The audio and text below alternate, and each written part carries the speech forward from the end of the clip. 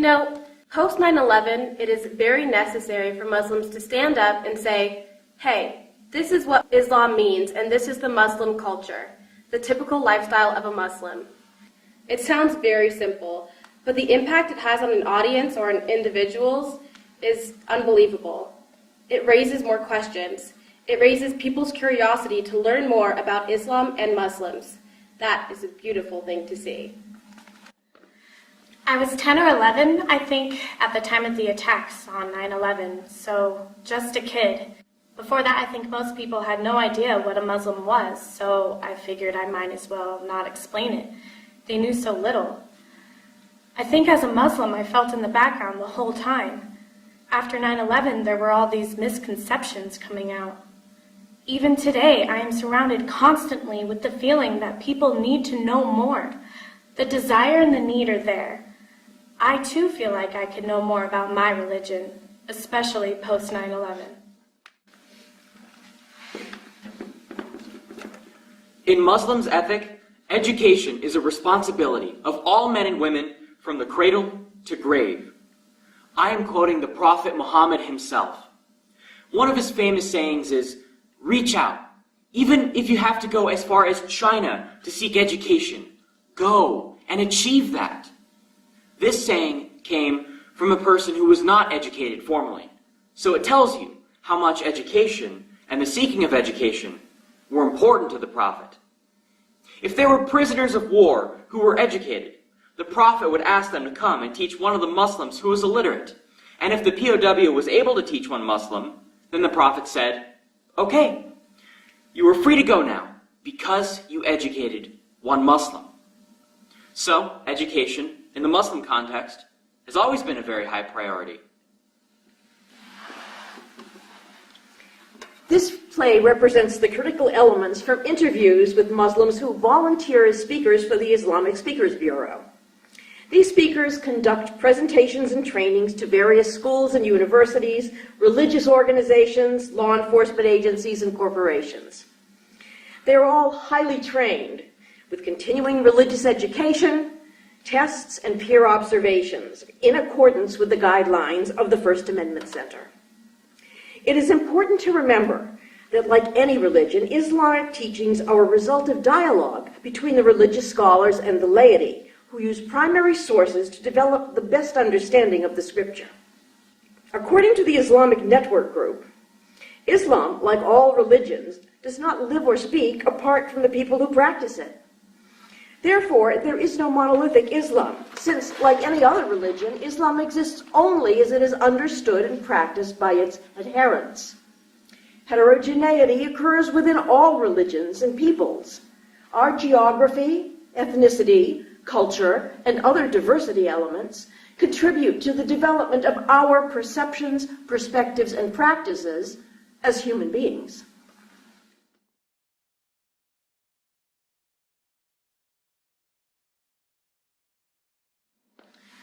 In about 5th grade, I was studying world history.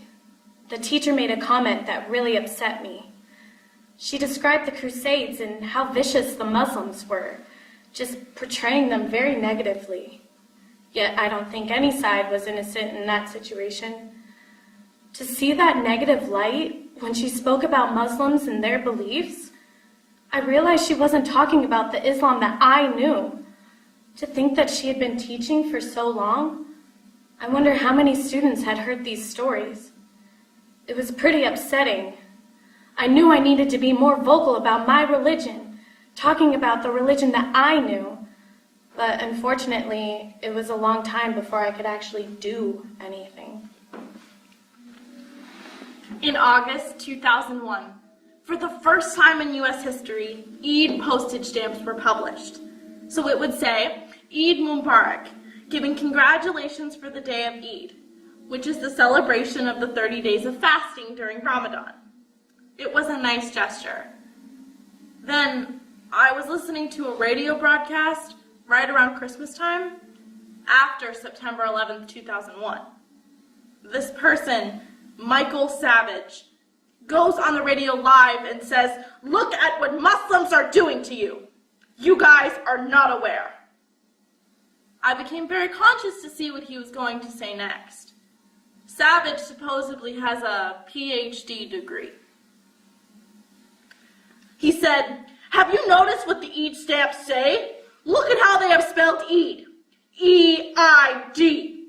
If you reverse it, it means die. That is the message they are sending to America. Death to Americans." I laughed and said, "Who gave you this PhD degree?" This spelling is the English spelling of the word Eid, which in Arabic is not even spelled this way. It is Eid, which you have to say from your throat. And obviously Eid is spelled I-D-D or I-E-D or something like that, but it's not E-I-D. American Muslims have accepted whatever spelling our U.S. Post Office came up with. But look what we end up getting. While I was with the Muslim Students Association in college, we did this kind of cultural event about the headdresses that a lot of Arabs wear. We set up some tables and people were wearing scarves, and we were encouraging students to put them on and learn about the background and things like that. It was the only time, really, the only time I have ever been approached by someone I might feel was a bigot. He came up and started saying things about how we were terrorists and how he was disgusted with us. And he just walked away. I didn't even know what to say. I always thought that if something like that happened, I would be scared, but that was just weird. He just walked up and said his things and went away. I was like, okay, well, that was weird. To me, the whole scene behind us was kind of a showcase of cultural things that Arabs do, and it had nothing to do with religion or Muslims.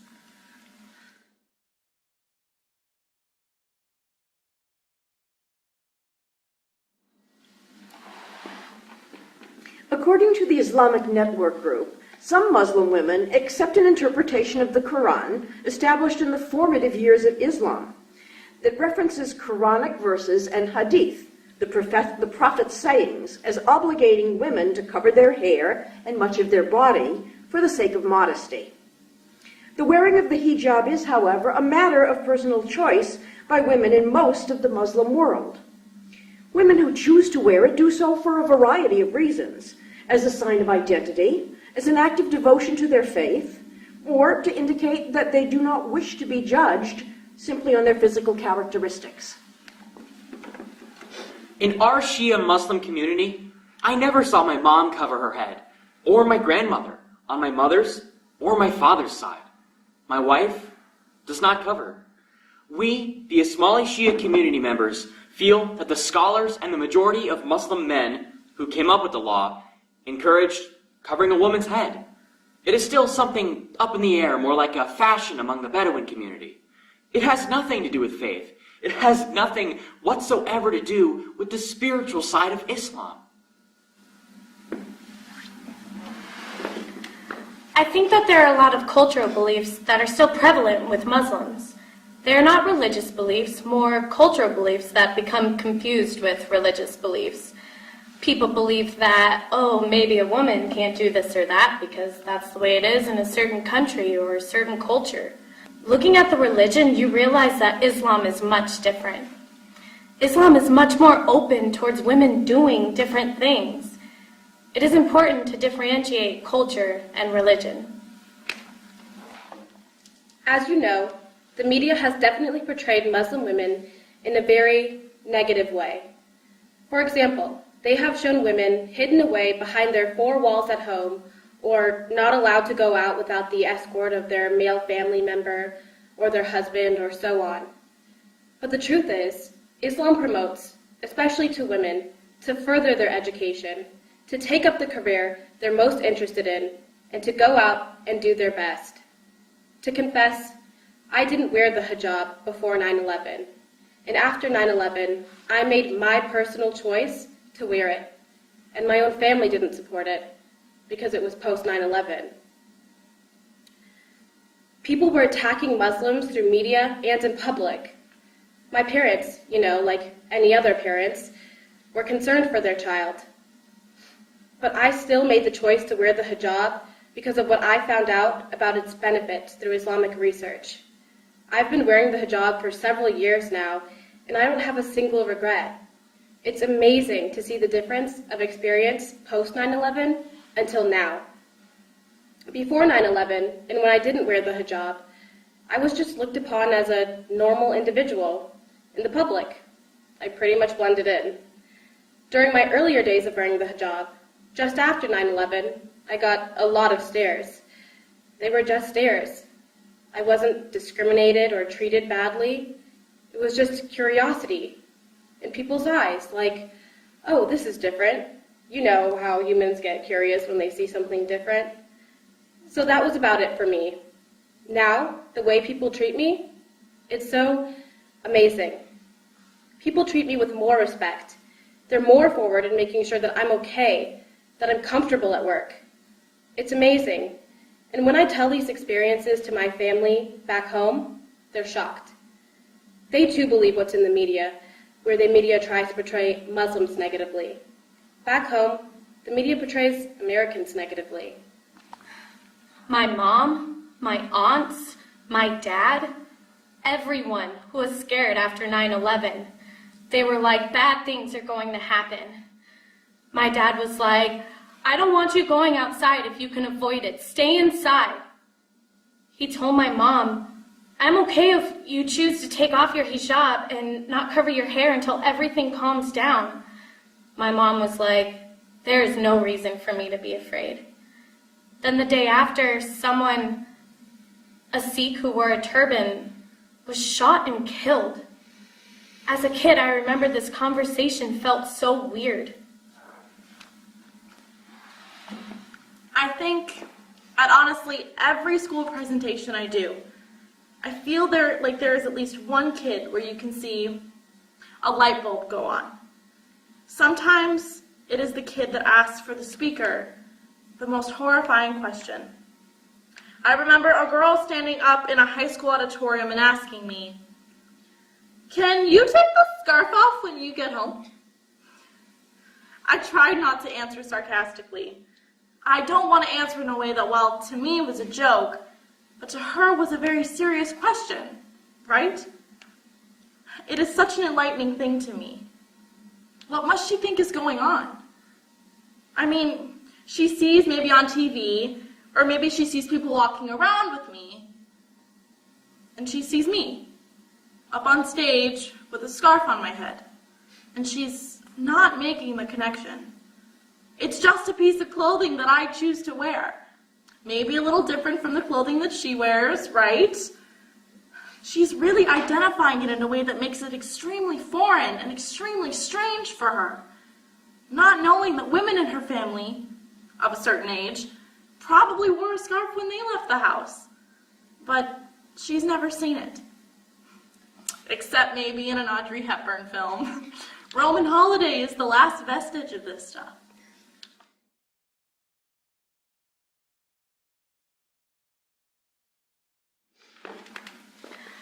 I want to share so Islam is not foreign and scary. There is literally nothing so sacred and secret that you can't share, so why not just open up? Give people the opportunity to ask a Muslim, and ask one without an accent. Ask someone that was born here in the United States. Ask someone that they might feel comfortable with. Maybe their teachers don't have all the answers. What a great way to ask a question. Even if it is a very difficult question, just give the students an opportunity to ask a Muslim. I had this interaction with one teacher. After I finished my spiel, where we talk about the Islamic faith accepting all the books that have come prior to the Quran and all the prophets that have come prior to Prophet Muhammad, I said, Muslims accept the position of Jesus Christ as a prophet. There are references in the Quran about Jesus Christ, about Mary, about the story of Joseph, everything. The teacher walked up afterward and said, well, you have just said that you accept Jesus. When you accept Jesus, you become a Christian. No, I said, it is not like that.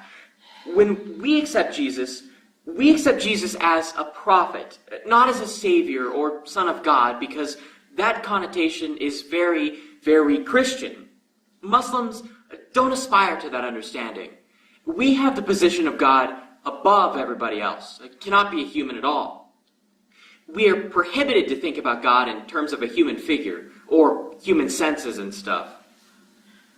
I did a presentation at a local Christian church. There were these 3 little ladies in front, your typical church ladies, and so sweet. I could tell that they were horrified at the idea that for Muslims, Jesus is a prophet and not God. It was hard for them to hear that. It was like I had told them something that was very disturbing. There was this emotion that you don't get in a school presentation because this was for a religious group at a church. It was a religious congregation that I was presenting to. Once, I was asked to conduct a presentation to students who were troubled kids and maybe older than typical high school age. Their parents were very concerned that I would be talking about Islam. We had received a threat that if I did this session, the parents were going to disrupt it and may show up with a gun and fire some bullets at me. I was assured that there would be police protection, so I agreed and showed up. As soon as I got out of my car and pulled my projector out, there was a police officer that walked up to me and shook my hand. And he said, "Don't worry, I will be outside the door throughout your session. Until your car leaves the parking lot, I will be here. Go ahead and do what you are here to do." So I went in and did the session. Nothing happened, but there are risks involved in what we do. There are people who still think that what we are trying to do is proselytize people, bring them to Islam or brainwash them and stuff like that. That is the kind of thing that happens in the work that we do. I think it is essential for every public school to have a presentation about Muslims, maybe once a year for middle school and high school. It is an opportunity for children to understand that Muslims are just people. It humanizes Muslims. They find Muslims relatable and see them as normal Americans. I think that that is the most important thing, and to start young, so as they grow older, they can be more aware. I think that at workplaces, some sort of training in diversity should be given, at the corporate level at least. I know it is impossible to go, for instance, and talk at every Starbucks, but at the corporate level, if they have that understanding, it will probably trickle down. I feel like we make a big impact when my husband Khalid and I do a presentation together. I feel like we really break a lot of stereotypes and pre-existing notions the audience has about Muslims. We walk in and I look more Latin than I do Asian, and I don't wear a headscarf. My husband is Chinese and dresses in all black. They tease him and call him Neo, one of the characters from The Matrix, the movie, the guy that dresses in all black. So we walk in and we just break all stereotypes. I think that just us being there breaks a lot of stereotypes. Mostly, I just present at high schools. What always kind of strikes me is when I get comments from teachers who say, "Oh, those kids think you are really cool." For me, I am past the age where I care if I'm cool to high schoolers. But at the same time, I feel that one of the strongest things our presentations do is to humanize Muslims to a lot of people. It just gives us a face. And I think that is really the first step in getting to know all types of people. At one presentation, this young, I would say medium height, very well-built gentleman from, I would say, a Latino background approached me. He came to me and said, "I want to shake your hand." And I said, "How so?" He said to me, "Before I met you, I was taught, being a Marine, that every Muslim is out there to kill you. You are the first Muslim that I don't feel threatened by, and I want to shake your hand because you changed my perspective. Each time I would see a Muslim when I was in Iraq, I was dodging bullets and trying to survive.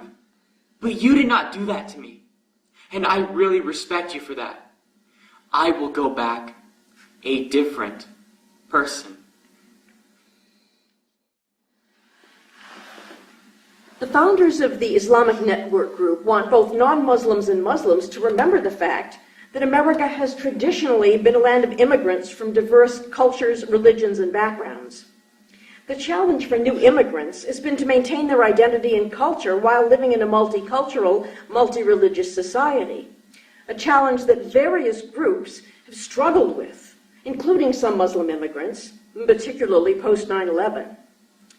However, like the values of other Americans, the values held by the great majority of American Muslims as fundamental to their vision of Islam, values such as respect for education, hard work, family, democracy, individual rights, and liberty, are indeed mainstream American values.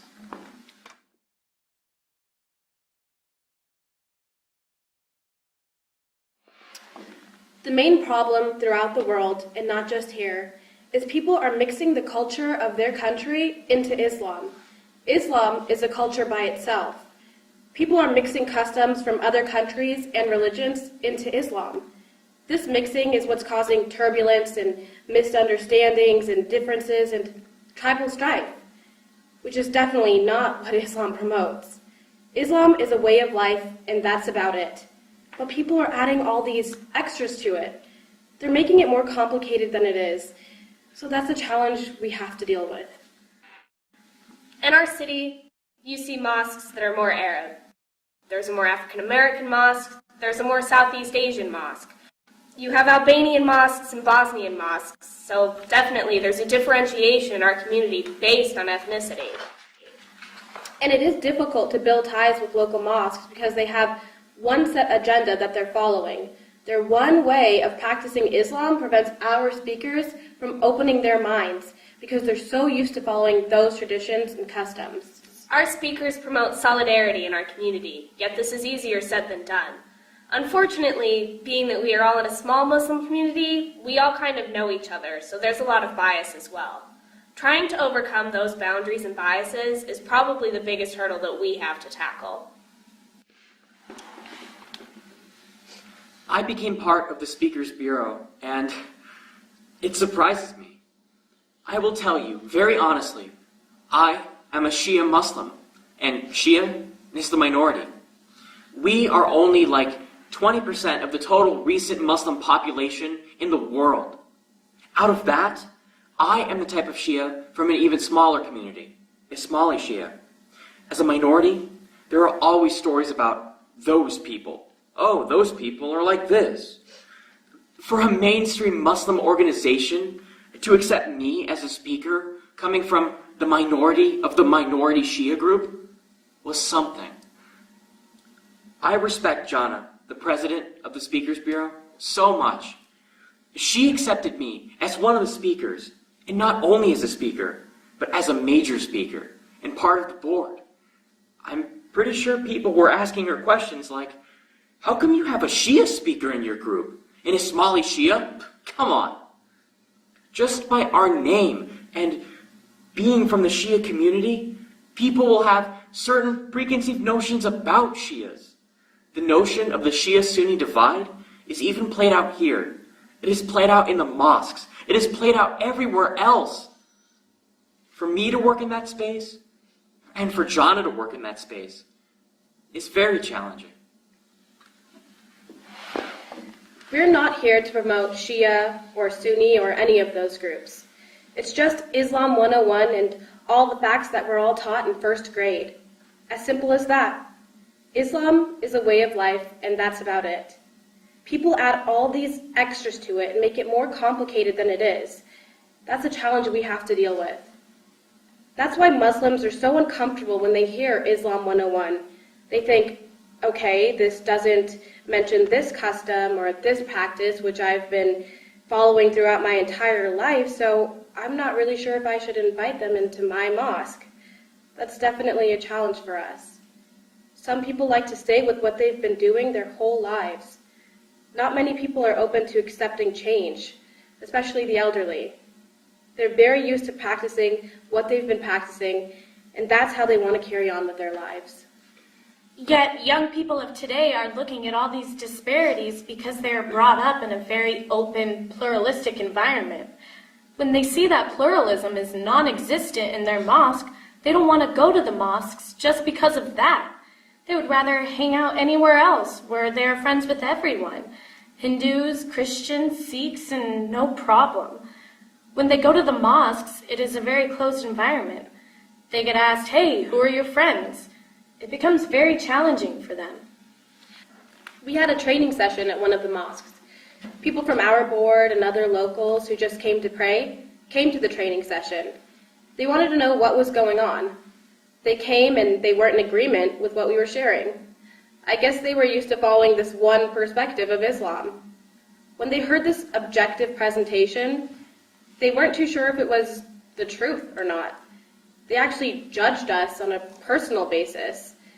That was kind of weird because we were there to present Islam in an objective way, and they were using their personal experiences and biases and arguing against what we were presenting. That was a little uncomfortable. They were made aware of how we just promote Islam through fact-based presentation, and that's about it, with no cultural traditions or customs. But I think we are held back a little bit because we don't affiliate with a mosque. Our presentations have to respond to a need for a community, something that they perceive as a need and want to address. Yet it is almost more challenging to get in to give a presentation at a mosque than it is to give a presentation at a school, which doesn't make any sense. It's just politics, and that's the way it is. I am a part of the Green Power and Light organization. Our goal is to have green mosques and green churches and green synagogues. It is an interfaith organization. We go and do an audit on these congregations and say, you're going to save this much energy if you change these bulbs to CF bulbs and set your thermostat at a certain level and change your insulation. We make them conscious of their environment. This is an environmental organization with faith in mind. It started in California and has spread. Now, this is a good excuse to go knock on a mosque door and say, look, Imam, I am here from this organization. Can I come and just do a free audit for you and tell you we can really save you money on your electricity bill? Oh, by the way, it is good for the environment that we take care of the place we live in. It is also part of the Quranic verses. This environmental organization actually digs into the scripture and gives you all the supporting evidence that is required by your faith, whether it is Christianity, Judaism, or Islam. If our mosques become more open, all the leaders of the mosques, all the board members who are running the mosques, could really help everyone, because they will have to come out of their cocoon and become part of mainstream American society. My Ismaili Community Center knows the local police chief. The fire chief knows our community center too. We go every year to present them with our food baskets and to send them our magazine, the Ismaili magazine, which is published, I think, 6 times a year. They can identify what different types of Muslims there are. I wish every mosque did that. And then we can really form a better community. But we've had several discussions, one in particular, where we finally said, you know, our intimate relationship with the local FBI specifically is perceived in a negative way by the Muslim community. We need to rethink this. Maybe we should pull back a little bit on how much training we are doing for law enforcement. Part of the reason why this is touchy for people is if you look at the normal, average, everyday American citizen, they have little to no contact with the FBI on a daily basis. FBI, CIA, these agencies have nothing to do, surveillance stuff aside, with our daily lives. And it is probably a little weird for people to see our speakers so closely involved. We have kind of backed off, just a little bit, just to make it look not so weird. I understand, but we need our Muslim community to understand the role of law enforcement here in the States. Both entities need to sit down and have a chat with young people present so the fear of the uniform is not there. Most of the fear is coming from the country we come from originally, There, you don't even look a police officer in the eye. You do that, you get arrested. It's as simple as that. It just transfers from the parents to the kids, and that is never going to change. Here, it's a totally different environment. It will change when communities really make that decision to reach out and make these invitations. Yet, teaching U.S. government or even state and local government staff has been touchy. We have done a lot of law enforcement training. There are some folks in the Muslim community that look at this teaching as if we are talking to the enemy. It makes it really tough because that's not what we are doing. We want to make sure that the officer that shows up at your door at 2 a.m. knows what is happening, so there's not a whole misunderstanding. Hopefully, anyway, they're not showing up at your door.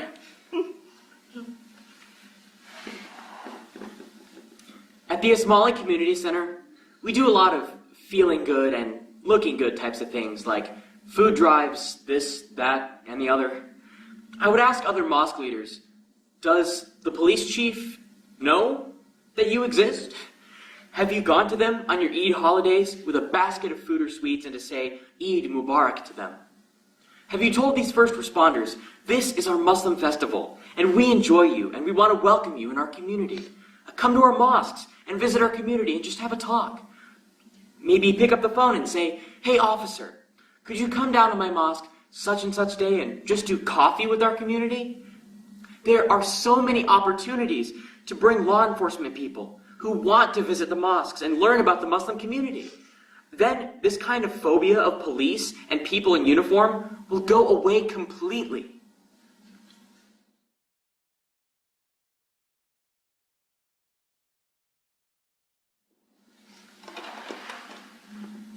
The Islamic Network Group defines terrorism as violence and threats to intimidate, coerce, or exact retribution, especially for political purposes. It flagrantly violates at least 3 interrelated Islamic principles: respect for life, right to due process, and individual responsibility. The principle of respect for life prohibits the targeting of innocent civilians, even in a state of war. And jihad, the Arabic word meaning striving, is often mistranslated as holy war. Muslim scholars distinguish between greater and lesser jihad. Greater jihad is an internal struggle to avoid negative actions and to cultivate good character. Lesser jihad is an external striving for justice, in self-defense or against oppression, achieved in one's heart with one's tongue or pen, and if these are ineffective, by forcibly trying to change the oppressive situation. For example, the colonists waged the Revolutionary War against the oppressive British policies, or the Allies in World War II went to war against the aggression of Hitler. I showed up in one of the schools on the opposite side of our city and was speaking on behalf of the Islamic Speakers Bureau organization. A student that I know came up and said, "Hey Najib, what are you doing here?"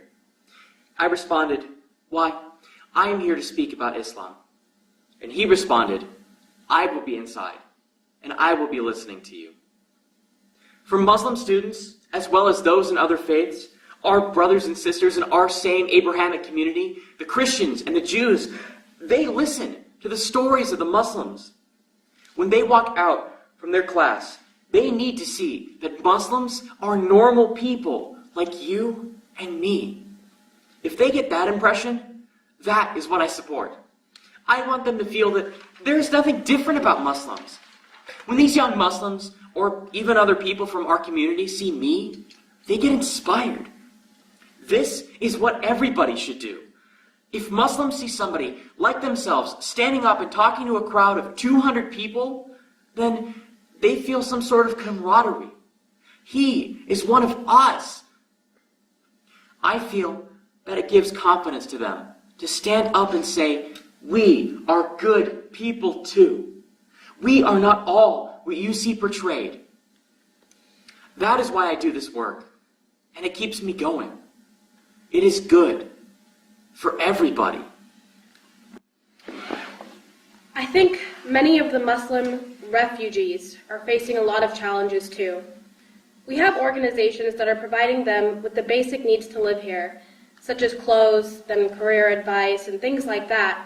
But I think they also need some counseling on how they should be able to manage their Muslim lifestyle here, especially the kids and teenagers. Most of the time, the teenagers totally abandon their Muslim identity and start living a new American lifestyle. Then their parents have a tough time dealing with that because they're not exactly sure how to help them balance both their Muslim and American identities. When I first came to the United States, it was just a struggle to understand the different people, different races. I did not understand a lot of the dynamics about the African American people, the people from Latino backgrounds, or even people like us, immigrants from other parts of the world. I did not see those differences and how they flavor our identity. As I grew into this environment, I learned a lot of stuff. If you fast forward to now, after 9/11 basically, it became very, very important for me to see what had happened to the Jewish community, what had happened to Irish communities, what had happened to other immigrants. It is time for Muslims to stand up and speak for ourselves. Nobody else is going to do a better job unless we stand up and speak for ourselves. I can be a normal Pakistani Muslim if I'm not part of the Speakers Bureau. But if I am part of the Bureau, and not just a speaker, but also on the board, I have to watch everything I say and what I do, because people are watching me. If I make a mistake somewhere, a slip here or slip there, or lose my temper somewhere, Muslim, you know, you immediately get that tag. It's tough. And I think maybe it is meant to be that way. So often we hit the pause button. If there's an incident, we all hold our breath and say, please don't be a Muslim. Please don't be a Muslim. I am horrified at these events. And I'm also hoping it's not a Muslim perpetrator. Not that that makes it any better, but it's sort of this weird thing we all do now. In the Boston Marathon situation, literally we were all just like, how? The thing was so weird, and it just kept getting weirder. It was as weird as the Times Square bombing situation with that guy, or San Bernardino in Orlando. These are people who on the surface don't look any different from anybody else. You worry and ask, is there something else to this story? Because it just doesn't add up. Not everything adds up very nicely. I still feel that way about the Boston thing. It was just too odd. Like you don't have all the information, so you can't figure it out. And I think, what's going on? What are we missing? Why are they doing this? Why are they attracted to this?